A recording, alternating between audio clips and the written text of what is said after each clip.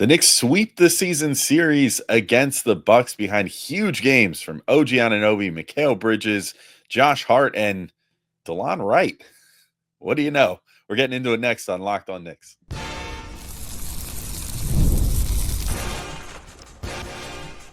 You are Locked On Knicks, your daily New York Knicks podcast, part of the Locked On Podcast Network. Your team every day. All right, welcome in to Locked On Knicks, your daily New York Knicks podcast. I'm Alex Wolfe. I'm editor-in-chief of Knicks site, The Strickland, which you can find at thestrick.land. And he's Gavin Schall, your favorite play-by-play broadcaster's favorite play-by-play broadcaster, and the Saturday co-host of the Locked On NBA podcast. And today's episode is brought to you by 5 Hour Energy. Head to 5hourenergy.com to find over 15 flavors to choose from. Need one now? Grab a 5 Hour Energy shot at your local grocery or convenience store. Stock up today and stay energized. We wanted to thank you all for making Locked On Knicks first listen today and every day.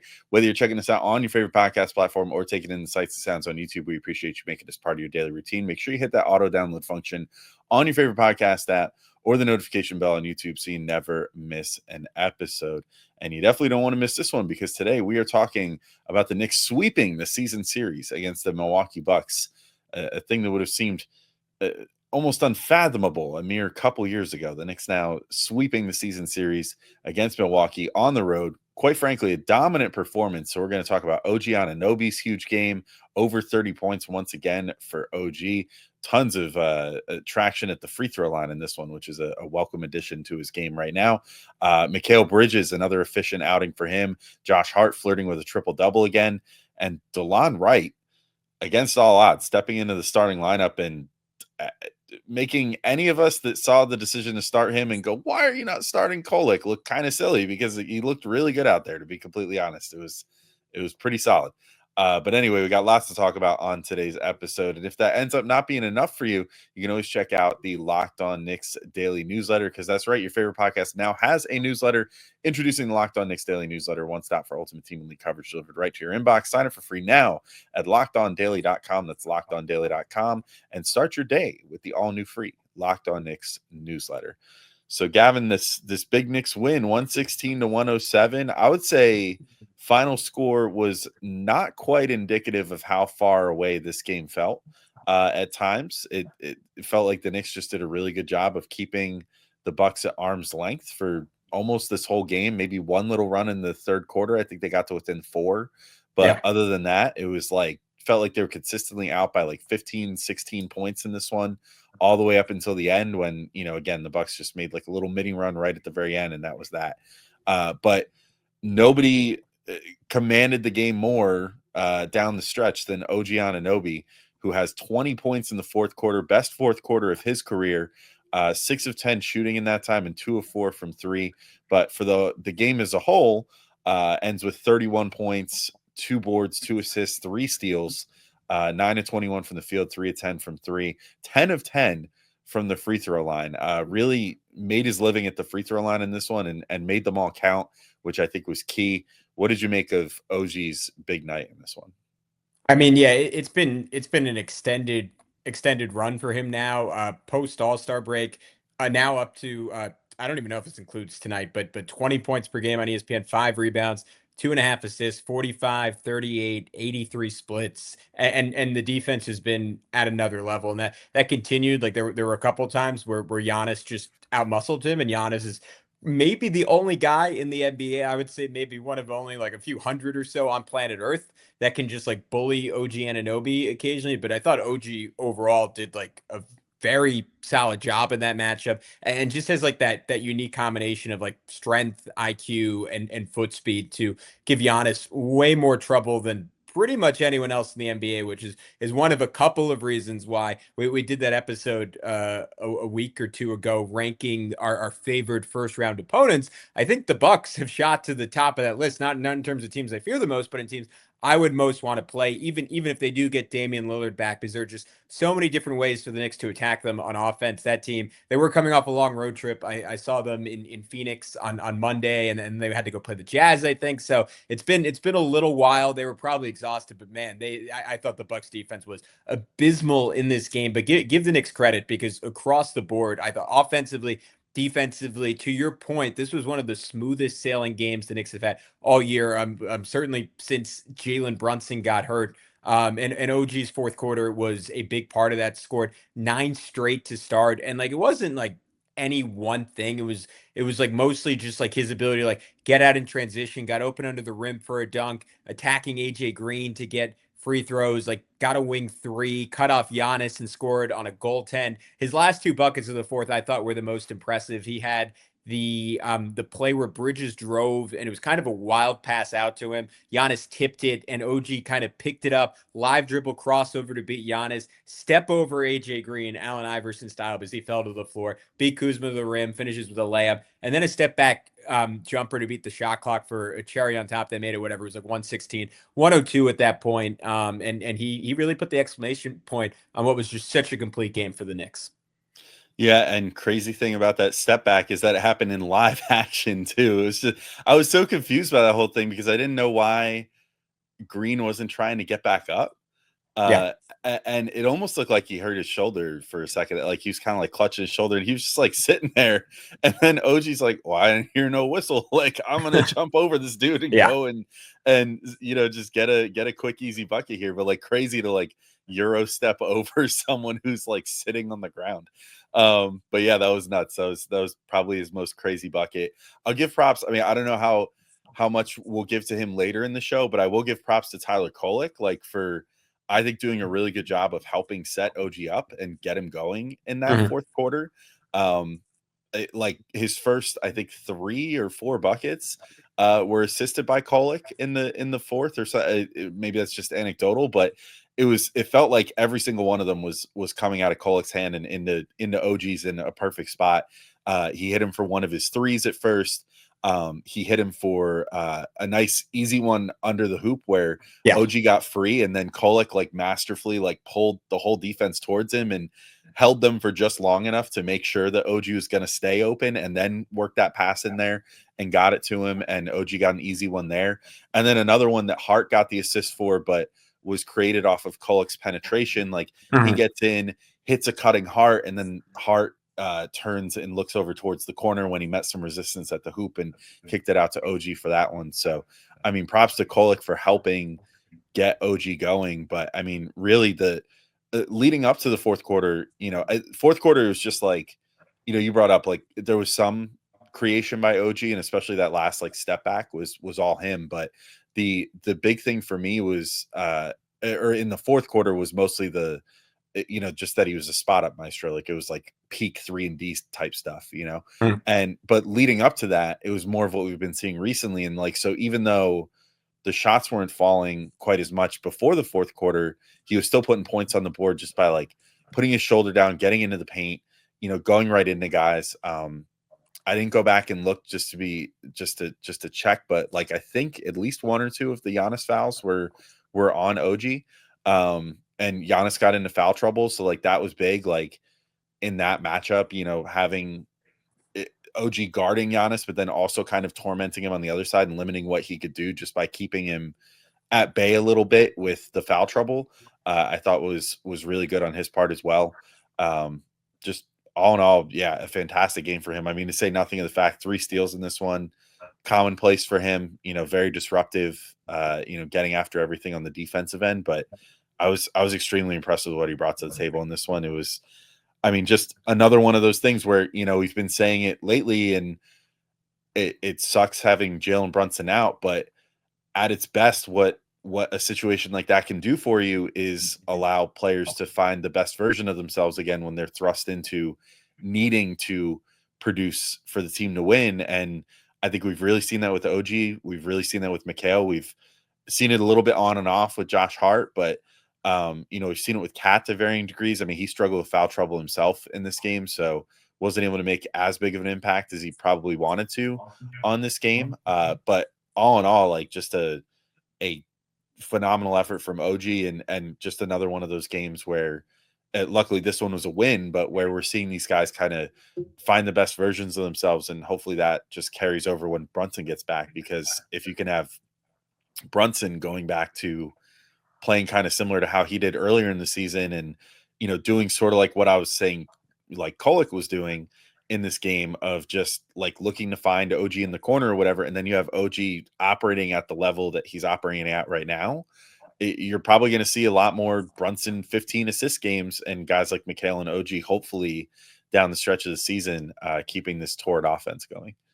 Yeah, I mean, look, it is. I think Kolek, like, not to make this about him, but like just does such an exceptional job empowering all these guys, and I think it was a big reason. I mean, him and Delon Wright, but really like more so Kolek, like Mikal Bridges got so hot in this game, and I wonder if that's something I kind of doubt they're going to be able to maintain this dynamic. One, with Brunson back, just because that is not totally his inclination offensively. Two, against better defenses like these last.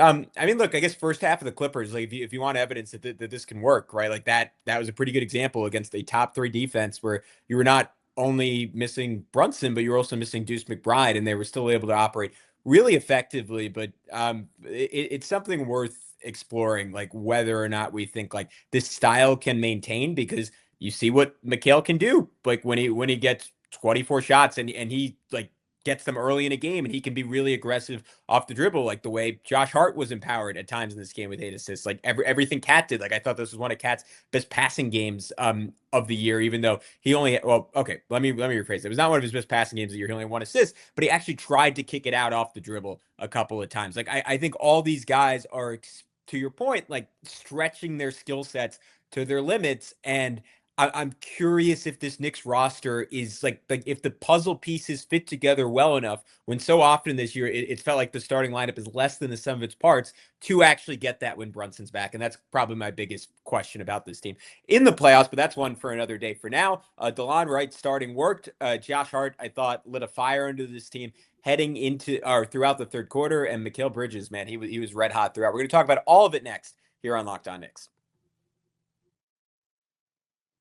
But first, I want to tell you about our friends over at 5 Hour Energy. Daylight savings snuck up on us again. And if you're feeling that lost hour of sleep, 5 Hour Energy has your back. The extra sunshine means more time for fun, but sometimes you need a little boost to power through. Whether you're staying up late watching the NCAA tournament, squeezing in a round of golf after work, or just trying to keep up with your busy day, 5 Hour Energy gives you that quick, refreshing pick-me-up whenever you need it. Basketball madness. I've been staying up late to watch the tournament action all month long, and 5 Hour Energy helps keep me going the next day.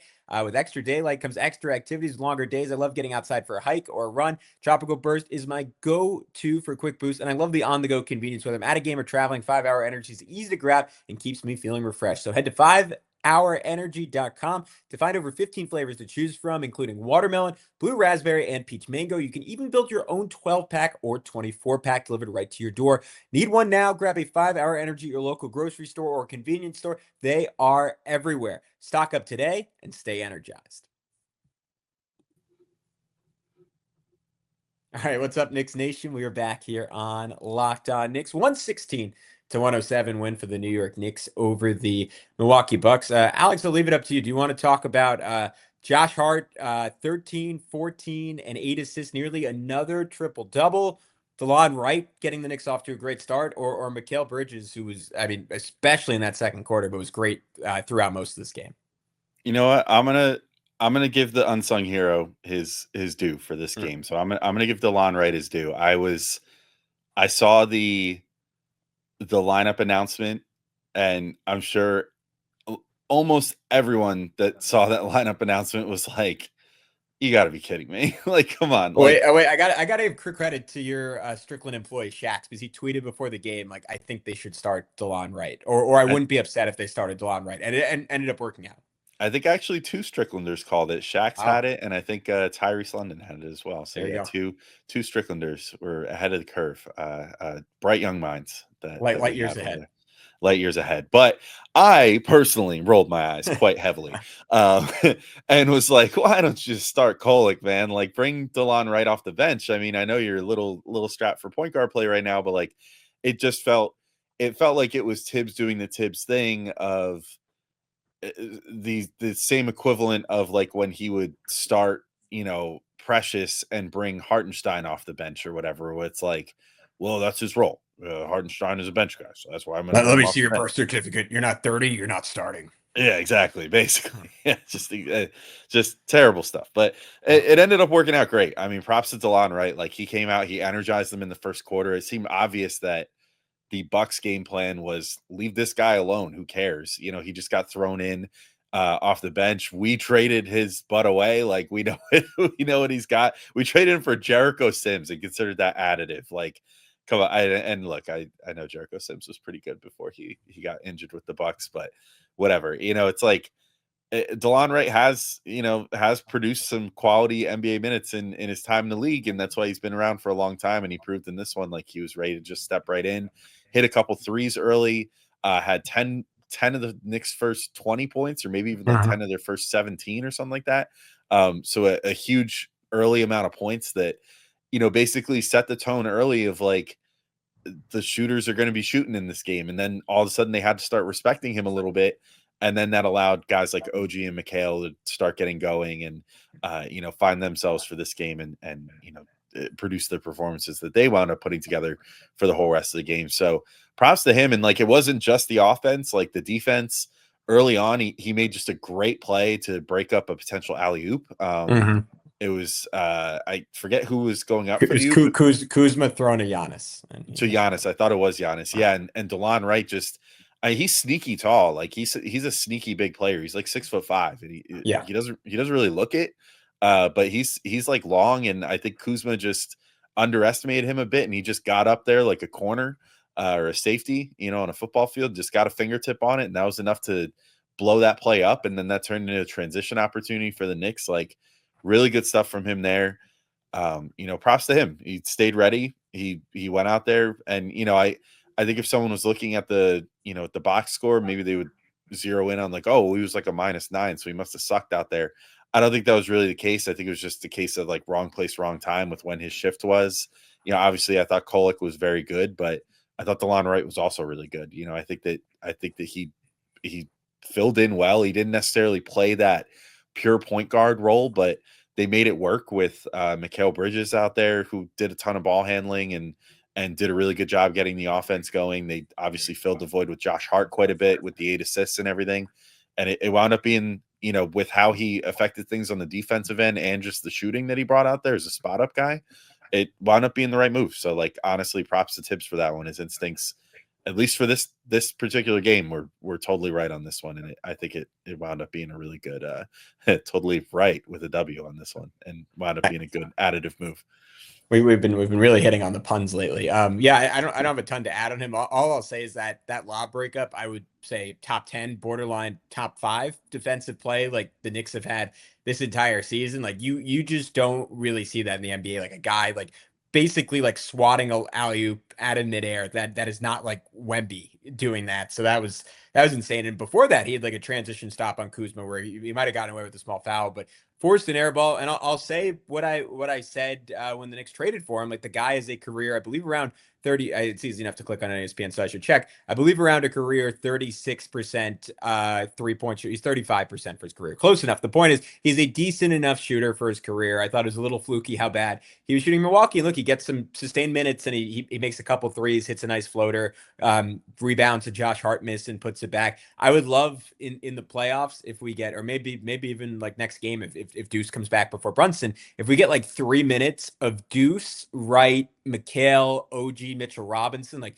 good luck scoring on that group. And you know what, the way if Wright's playing like this, like that's a group that maybe is not great on offense, but for a bench unit, I think can totally hold their own offensively. So that'd be cool. He's someone I would not mind seeing playing over Landry Shamet potentially. I know you need Shamet shooting, and he seems to be trending in the right direction right now, but that is an interesting rotation spot to watch. I would say odds are neither of those guys are in the rotation come playoff time, but it's something to look at least for the end of the regular season. I wanna touch on Josh Hart, and I feel like we've been doing this to Mikal Bridges, but we can save him for the third segment. But I thought Hart, third game in a row, his energy has just been fantastic. Like against Dallas, like subpar first half, and then just incredible second half against the Clippers. Like his playmaking was exceptional and game changing in the first half, and then he slowed down a bit in the second on both ends of the floor. Kind of put it all together in this one. Even his first half wasn't amazing, and he had two bad moments where Brook Lopez was just sort of daring him to shoot threes. And at one point he hesitated, then he shot it, and then it just skimmed off front rim. And the second one was even worse, where Brook literally just left him wide open to the point that he could take a rhythm dribble, and he both airballed it, and it was to the side of the rim. Again, you're a good career shooter, my guy. I don't know how that really happens, but I thought the second half was exceptional. He was part of my favorite defensive sequence. And Alex, I think when we were talking about this team preseason, this is exactly what we were fantasizing about with the Wingstop trio. So OG's on Giannis, Mikal comes up to double to get the ball out of his hands, leaving Ryan Rollins open, and Hart has this great play where he stunts towards Rollins to make him hesitate from shooting, buying Mikal a second to recover to the corner. Then Hart fully switches onto Rollins. Rollins drives. OG, as he does, just like stunts in, like takes a big step in that direction. Almost like a fencer, is Benzie Ridholtz's analogy. Strips Rollins. We're going the other way, and it's a Hart bomb to OG, and he's fouled. So that was some great defense. Hart started getting on transition, like in the half court, went at Brook and drew a foul in transition, had that nice reverse layup where Mikal hit him, where he switched hands in midair. And then one of my favorite plays of the game was Cat driving, missing a layup. It clanged like hard off the backboard, and Hart just like full extension jumps up, arm straight up in the air, bats the ball out of Giannis's hands. Cat gets it back and gets the lay. Like that was just pure effort, pure Josh Hart. We saw one of his signature coast to coast takes off a rebound. I thought it was a quintessential complete Josh Hart game in a way we haven't seen in a little bit. Yeah, I'm with you. I want to talk through that and give my take on the Hart game. Plus, we could finally give Mikal Bridges his due for his 26-point game. Talk about some of the bench contributions, some big minutes for Mitch in the first half with Cat in foul trouble. Maybe talk a little more on Kolek and Landry Shamet as well. So we got lots more to get into in our last segment of Locked On Knicks. But first, we want to let you know about our friends over at FanDuel. And March Madness is here, and FanDuel is giving you the chance to get in the action like never before. Right now, new customers can get $200 in bonus bets when your first $5 bet wins. That's 200 extra bucks to use on everything from buzzer beaters to Cinderella stories, and even who's cutting down the nets. And, it's all about picking your favorites. I've got my eye on some underdogs going into this next weekend. FanDuel makes it easy to back them with spreads, totals, and game props. And you could stay in the action because with tournament games happening almost every day, there's always something exciting to bet on. Or you can do like I did today and bet on the Knicks and ultimately lose. Tyler Kolek did not play as much as I thought he was going to. I thought I'd be real slick getting in there on some Tyler Kolek action, thinking he was going to get like 25 minutes off the bench. Didn't quite happen thanks to Delon Wright. No complaints. It was a fun game. So anyway, visit FanDuel.com and get in on the college hoops action all tournament long. All right, we're back in to keep talking through this 116-107 win by the Knicks over the Bucks. And Gavin, I wanted to just quickly give my take on the Hart thing. I'm totally with you on everything you said. I think this was like one of the best games that he's had in a while, and that includes the most recent triple-double. I just think there was something more about the intangibles he brought in this game. And like one play that stood out to me that was like the quintessential Josh Hart play was like there was just a weird contested rebound at one point, but it only became weird and contested because Hart was closing so hard trying to get it that I think it bounced off Giannis's leg or something, or maybe Hart's leg, but not in a kickball fashion. So it didn't stop play, but just kind of this like weird play where the ball ends up loose, even though it seemed like it was probably going to have to go out of bounds or something, off of someone, but it just stays in bounds. Hart sticks with the play, runs over, gets the ball, tiptoes the line, and then just does that classic like Hart is just so good at getting a ball near the out of bounds line, repositioning himself, reading the whole situation in a split second as he's like falling out of bounds, and then finding someone on a pass with that. I mean, I think the most famous one was, I'm struggling to remember which game it was. I think it was it in one of the Philly games in the playoffs last I year? know the play you're talking about, and I also don't remember the specific game. I don't remember exactly Yeah. what game it was, but I just remember, there's one, whether it was earlier this year or whether it was in the playoffs last year, where he just like jumped, grabbed a rebound, like hit his 2 feet in like a wide receiver, and then found someone off of that. And it was very similar vibes to that. It just made Oh me, it wait. reminded, Was it the Nets game last year where like he had the save and then Julius ended up getting the dunk? Is that that might the have been one? it. Yeah, Yeah. that's good memory. That might have been the one. Thanks. Yeah, I Yeah. think that is the one I was thinking of. So yeah, very similar to that play, which is always one of those that sticks in my head as like one of those quintessential Josh Hart like hustle plays. So love seeing one of those. That hit I think it was OG or perhaps Mikal for an early three. Or no, that was Delon Wright. That one was one of the Delon Wright threes. Um, but either way, he did a great job of just keeping the ball moving, driving with confidence. Again, I think the only thing you could really knock him for in this one is still just not quite there with the 3-point shot lately. Again, which is just, it's so weird how that shot for him just has so many peaks and valleys. It's just like the ultimate roller coaster, where it's like one game he's just jacking him up like he's Kobe and taking him off the dribble and everything else. And then the next game, it's like he sits there for 15 minutes and you can see like the Zach Galifianakis meme going with all the angles and the Yeah. Yeah. the exponents in front of his face and everything, and him just being like, well, if I shoot this at a 45-degree angle at 32 meters per second or whatever, it's like, will it go in? I don't know if that's quite the right angle on this one. And then it's just he can't quite get his head around it. So yeah, hopefully that gets solved soon. If the last couple years, or well, not the last couple years, but if last year is any indication, he'll seem like it's business as usual with him being timid about shooting threes, and then all of a sudden in the playoffs just be able to shoot them at like a 40% clip with full confidence. So hopefully we're just following. That's the way that the roller coaster curve is going at the moment. Maybe we're currently at the valley and we're headed back up towards a peak soon. We can only hope, but otherwise everything else checked out perfectly for him in this game. Now I think we can finally talk about Mikal Bridges, who shot 12 of 24 in this game, 2 of 6 from 3, ends with 26 points, 5 assists, 2 steals, 3 boards.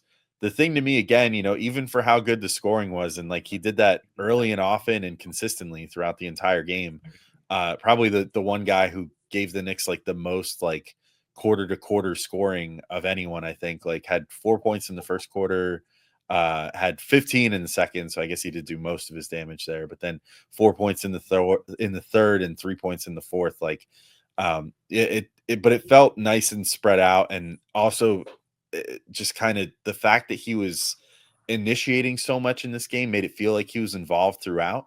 The 5 assists are actually not as high as he's been hitting recently in the Brunson hurt era here, but he just is getting more and more comfortable, I think, with being an initiator right now, which is huge. I think that that's really going to come in handy, like come playoff time or whatever, if teams are keying like 3 guys to Brunson on plays, which we've seen, where teams will throw like doubles and sometimes triples at him in the playoffs to try to slow him down. If you have a confident Mikal Bridges and a confident Josh Hart, both willing to, handle the ball and able to create for other people. And with Mikal, it's happening in a way that I wasn't really expecting. Like he's just looking more off of drives and looking way more comfortable, like making those passes than I thought for most of the season he would be. If you've got those guys operating on that level, if you've got OG operating at the level that he's scoring the ball right now, like once Brunson gets back, as long as they don't slip into the trappings of like the worst of like the Jalen Brunson offense, which is to say the Tibbs offense of just kind of having Brunson do everything. I think these guys are really setting themselves up for a great close to the season and potentially a really great postseason right now. Yeah, he was just so aggressive. I think would be the best word to sum it up. Like just consistently getting to the rim. He picked up Jalen Brunson's favorite pastime whenever the Knicks play the Bucks, and that is just absolutely like torturing Brook Lopez, like over and over again. Like just, I mean, early in this game, like snaking a pick and roll to put a fadeaway in Brook Lopez's eye. He did it to Kevin Porter Jr., where he just like it again, like physicality you don't typically see from him, like just like couple shoulder bumps, got to his spot, hit the fadeaway. He beat another Buck. I'm trying to remember who it was. I think it was AJ Green. He beat him to the rim for an inside hand finish at one point. And then there was this play where it looked like he had like the loading screen going over his head, where he just dribbled behind a cat screen for 10 seconds, and you're just looking at your TV and you're screaming at him like, do something. And then he just bombs a 26-foot three before the shot clock runs out. Another one I really liked is like late second quarter. He literally took it the length of the court and put a little hesitation. And this is where Mitchell Robinson is so valuable. I think we all like just underestimate the impact of his screening relative to Cat. Like Mitch at the last second sort of half flips his screen to get a piece of Taurean Prince, and then Mikal just goes right by Brook Lopez for a layup. Hit a movement three. That was his only bucket of the fourth quarter to make it 114-99. That was a nice little dagger. So just a complete game for Mikal Bridges, and certainly some good moments defensively as well, as I mentioned. Alex, I'll let you pick. Maybe we can split them up. But I thought Mitchell Robinson, and I know you already gave him some flowers, but Tyler Kolek also both had fantastic games before we wrap up this podcast. Yeah, I'll give Mitch his flowers real quick again, but I thought that the first half was fantastic for him. I mean, Cat was like really in foul trouble early and often in this one. Like Mitch was forced to come in off the bench. I think it was only like 2 or 3 minutes in. Three and a half minutes into the game. Yeah, not very far into the game. And, Cat just, again, one thing down the stretch of the season that unfortunately I feel like is getting worse is his foul discipline a little bit. Like it seems like he's a little too, like, I don't want to say he's not eager, but like he's just like, he's just too reckless with the fouls early in these games sometimes, especially in these, in these games without Brunson, where he's had to like have himself checked out early a couple times recently. But this time it didn't really hurt things too much because I thought that Mitch had a really fantastic first half. He ends the game overall positive in his minutes, a +2, which kind of lined up with most of the starters. Like I think that he just kind of melded really well with what they were doing. The team was shooting well in this game, which was great. Obviously 36% from three and 48% overall from the field. But early on, like first half, they were not shooting quite that hot.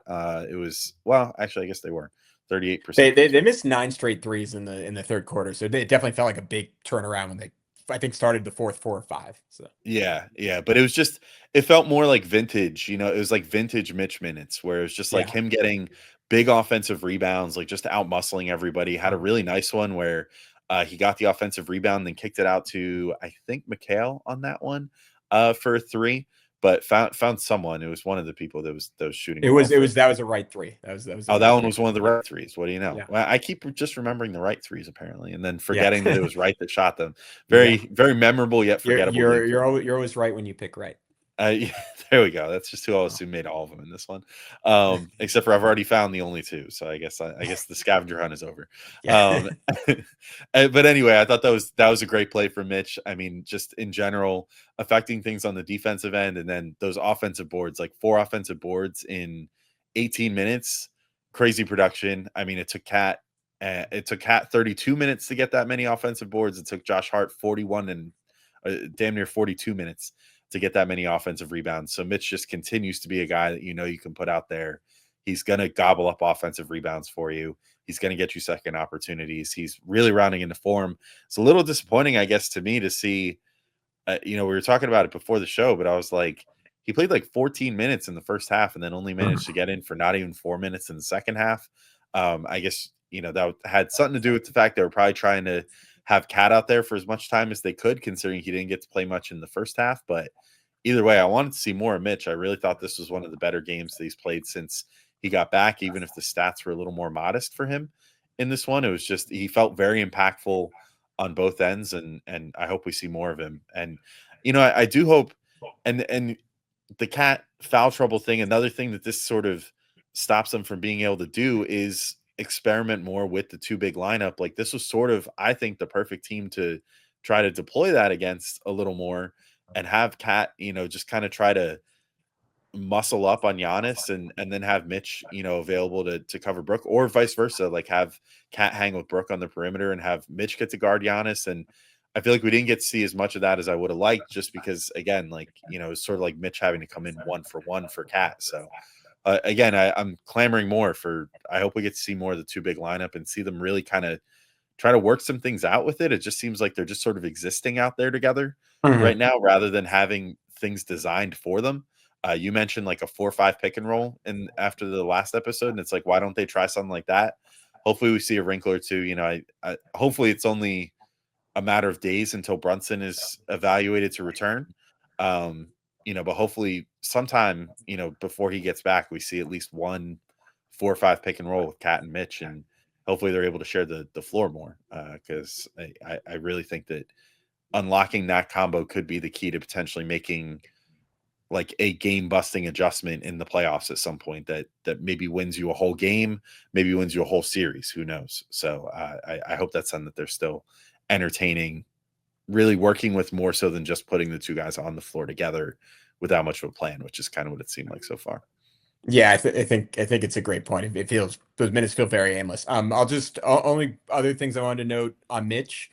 I think to your point on that kick out to right, like I just think his passing, and we've seen it for, well, not 2 years because he barely played last season, but when he's been on the court the last 2 years, and maybe even a little bit at the end of that 22-23 season, like that's something he's clearly worked on, and the coaches, maybe multiple coaching staffs at this point have emphasized to him, and I think that's important. That like I generally around the basket, I want to just see him go back up and dunk, but I like that he looks for that kick out pass. It's a little Hartensteiny, and then the only other thing offensively was, this is something we've called for our Prez. I remember that in that one Strickland video was calling for Mitch and Cat to do more. Was a Gortat screen. So what that is, for people who don't know, is he set an initial screen for OG Anunoby, and then it's basically you start rolling out of the initial screen, like halfway through your roll you stop, and you set a second screen for the guy so they could basically snake back and get a layup. And he did that on one drive where he basically like screened for OG, rolled, and then just kind of like boxed out Lopez under the rim. It was probably a little bit of a moving screen, but a lot of times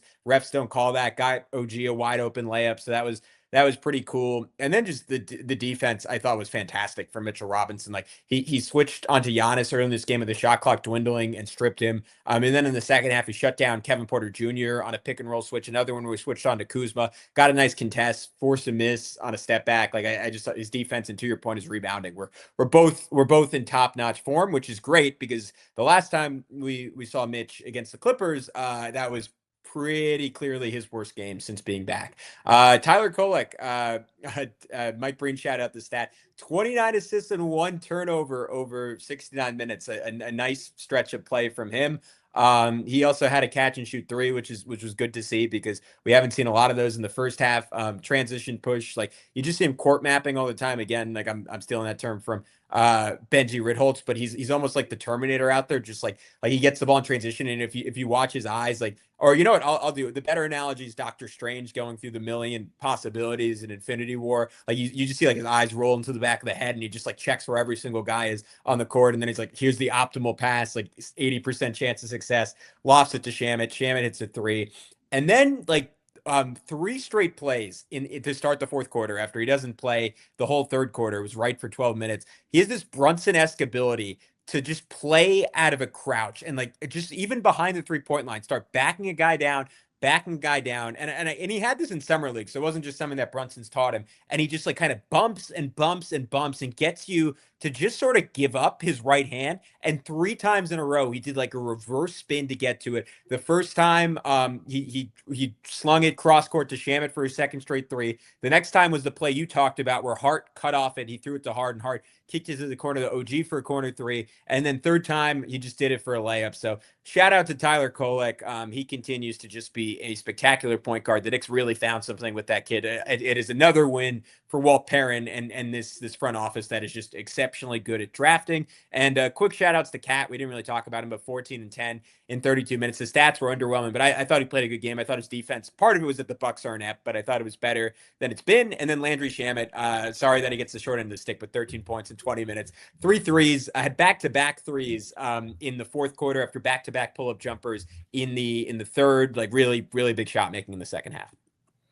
Yep, I'm with you, and I don't have anything more to add to that. So let's, with that, wrap up this episode of Locked On Knicks. We'll be back in your feeds on Monday after going over the Blazers visiting the Knicks at MSG. Hopefully, a game that the Knicks can make some easy work of, though I don't know if that's at all a guarantee. I'm past the point of thinking any game is an easy win for the Knicks at this point, especially after we saw them have to squeak out the last game against the Blazers by the skin of their teeth on a game winner. So we'll see where things go there. But until next time, till Monday, thank you all for listening, and we'll talk to you soon. Peace out, everybody.